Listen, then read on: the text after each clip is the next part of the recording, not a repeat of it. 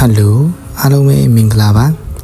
ဒီနေ့ကတော့စင်စင်ကတနေ့က M1 MacBook ဝယ်ထားရှိရပေါ့နော်အဲ့ဒါပတ်သက်ပြီးတော့ဒီထဲမှာဘာတွေပါလဲဆိုတာကို unboxing လုပ်ပြမှာဖြစ်ပါတယ်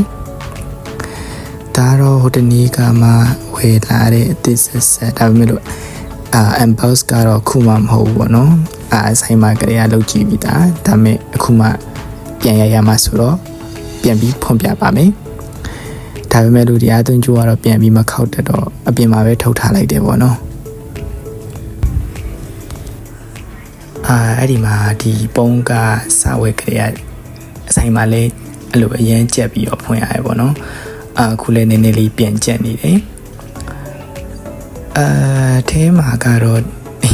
တကယ်တော့ပြန်ထည့်ထားတာအမှားနေပေါ့နော်ဇောက်ထိုးကြီးဖြစ်နေတာတကယ်ဆိုရင်တော့သူကတက် Apple logo ကတော့ရှိမှာပါမှာပေါ့နော်ဒါလေးကM1 MacBook ဖြစ်ပါတယ်သူကအရင်လေးတဲ့ထဲတော့မပါဘူးဆိုနေလို့သူဝိနေသူတော့ရှိရယ်ကိုင်းလို့လဲကောင်းတယ်နည်းနည်းပကြစ်လေးဖြစ်တယ်ပေါ့နော်ပြီးတော့ instruction box ပါမယ်ထုံးစံတိုင်းပဲပြီးတော့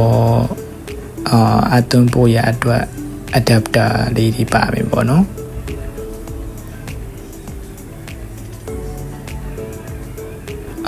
ဒီထဲမှာတော့ဒါပဲပါတယ်တခြားတော့ဘာမှမပါတော့ဘူး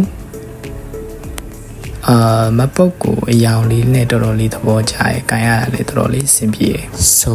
ဒီနေ့ကတော့ဒါလေးပါပဲThank you for watching. Bye bye.